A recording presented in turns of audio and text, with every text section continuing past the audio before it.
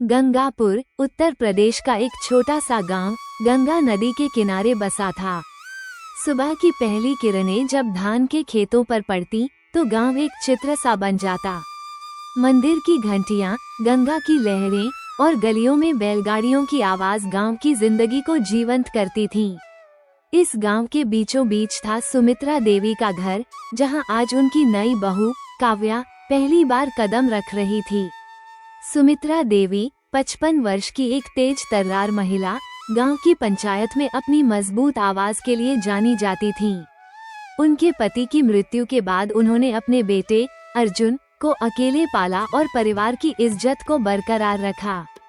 सुमित्रा की जुबान तलवार की तरह थी, वो हर बात को अपने तरीके से कहती थी और गांव में उनकी बात का वजन था। लेकिन उनकी नई बहू काव्या के आगमन से उनका मन बेचैन था।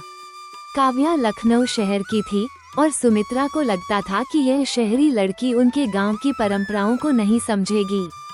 काव्या 26 साल की एक पढ़ी लिखी और आत्मविश्वास से भरी युवती थी।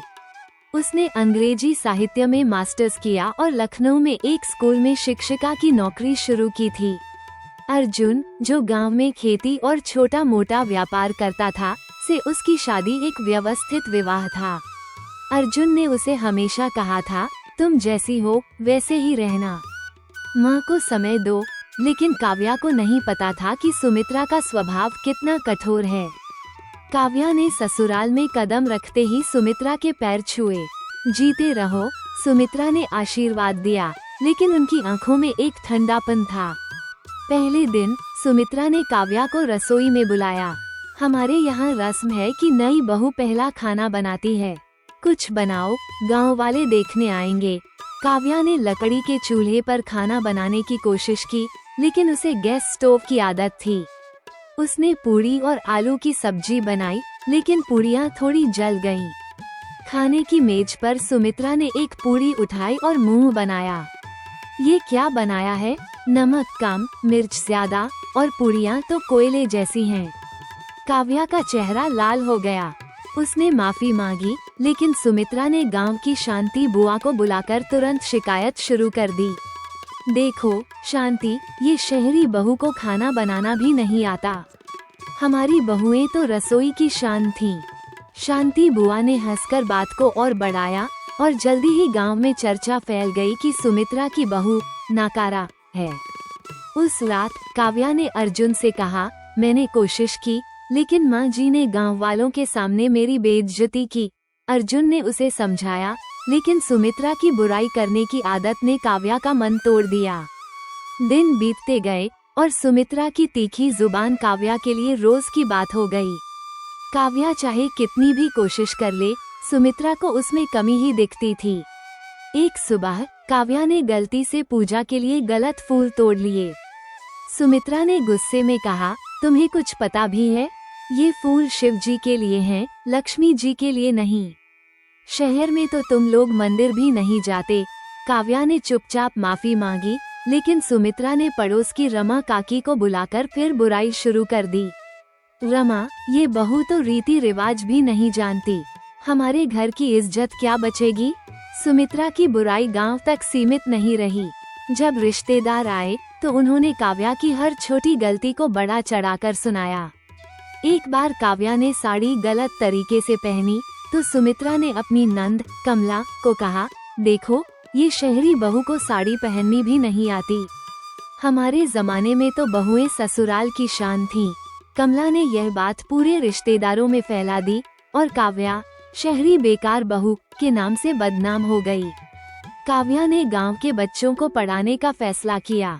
उसने अर्जुन से कहा, गांव में स्कूल है लेकिन टीचर नहीं आते, मैं बच्चों को पढ़ाना चाहती हूँ। अर्जुन ने समर्थन किया, लेकिन सुमित्रा को ये बात आग की तरह लगी। घर का काम छोड़कर बाहर पढ़ाने चली जाएगी, गांव वाले हंसेंगे। उन्होंने पंचायत में भी काव्या की शिकायत की। मेरी बहू को घर में बैठने की आदत नहीं, बाहर काम करने की बात करती है। गांव वालों ने सुमित्रा का साथ दिया। सुमित्रा जी ठीक कहती हैं, नई बहू को पहले घर संभालना चाहिए। काव्या को इन बातों का पता चला और उसका मन और भारी हो गया। उसने अर्जुन से कहा, मैं यहाँ गलत नहीं होना चाहती, लेकिन माँ जी मेरी हर बात को गलत ठहराती हैं। अर्जुन फंस गया। वो माँ को समझाने की कोशिश करता, लेकिन सुमित्रा सुनती ही नहीं थी। जिन गांव वालों और रिश्तेदारों के लिए उन्होंने काव्या की बुराई की, उन्होंने अब उन्हें अकेला छोड़ दिया। इस बीच काव्या, जो अब भी स्कूल में पढ़ाती थी, ने सुमित्रा की हालत देखी। उसने बिना कुछ कहे उनकी सेवा शुरू कर दी। वो सुबह उनके लिए दवाइयाँ लाती, खाना बनाती और रात को उनके पास बैठकर उनकी बातें सुनती। सुमित्रा पहले तो चुप रही, लेकिन काव्या की सेवा देखकर उनका मन पिघलने लगा। एक रात जब काव्या उनके लिए गर्म पानी लाई, सुमित्रा ने धीमे स्वर में कहा, तू मेरी इतनी सेवा क्यों कर रही है? मैंने तो तुझे हमेशा गलत ठहराया। काव्या ने मुस्कुराकर जवाब दिया, माँ, आप मेरी सास हैं। आपका ख्याल रखना मेरा फर्ज है। सुमित्रा की आंखें नम हो गईं, लेकिन उनका अहंकार अभी भी पूरी तरह टूटा नहीं था। काव्या की निस्वार्थ सेवा ने सुमित्रा के दिल में पछतावे का बीज बो दिया। एक दिन जब काव्या स्कूल से लौटी, तो सुमित्रा ने उसे बुलाया। बेटी, मैंने तुझे बहुत गलत समझा। मैंने गांव वालों और रिश्तेदारों के सामने तेरी बुराई की, लेकिन जब मुझे जरूरत पड़ी तो कोई नहीं आया। तू ही मेरे साथ खड़ी रही। काव्या ने कहा, माँ, जो बीत गया उसे भूल जाइए। हम अब एक नई शुरुआत कर सकते हैं। सुमित्रा ने काव्या को अपनी जवानी की कहानी सुनाई। मैंने अपने सपनों को परिवार के लिए छोड़ दिया। मुझे डर था कि तू मेरे घर को मुझसे छीन लेगी, इसलिए मैंने तुझे गलत ठहराया। काव्या ने अपनी बात रखी। माँ, मैं सिर्फ गांव के बच्चों का भविष्य बेहतर करना चाहती थी। मैं आपका सम्मान करना चाहती थी। इस बातचीत ने दोनों के बीच की दीवार को धीरे धीरे तोड़ना शुरू किया। काव्या ने सुमित्रा को स्कूल ले जाना शुरू किया। सुमित्रा ने बच्चों को काव्या के साथ हंसते गाते देखा और उनकी मेहनत की कदर की। गांव वाले, जो पहले सुमित्रा का साथ देते थे, अब काव्या की तारीफ करने लगे। सुमित्रा को अपनी गलतियां और साफ दिखने लगीं। सुमित्रा की सेहत धीरे धीरे सुधरने लगी। काव्या और सुमित्रा ने मिलकर गांव में एक स्थायी स्कूल शुरू करने का फैसला किया। सुमित्रा ने पंचायत को मनाया और काव्या ने पढ़ाने की जिम्मेदारी ली। इस प्रक्रिया में दोनों ने एक दूसरे के दर्द और सपनों को समझा। सुमित्रा ने गांव वालों के सामने अपनी गलती स्वीकारी। मैंने काव्या को गलत समझा। वो मेरी बेटी है और इस गांव की शान है। स्कूल के उद्घाटन के दिन सुमित्रा ने काव्या को गले लगाया और कहा, तूने मुझे माफ कर दिया और मुझे एक नया जीवन दिया। काव्या ने जवाब दिया, माँ, आपने मुझे इस घर में जगह दी। गांव वाले उनकी एकता की मिसाल देने लगे। कहानी का अंत गंगा के किनारे हुआ, जहां सुमित्रा और काव्या ने एक दूसरे का हाथ थामा। गंगा की लहरें उनकी एकता की गवाह बनी।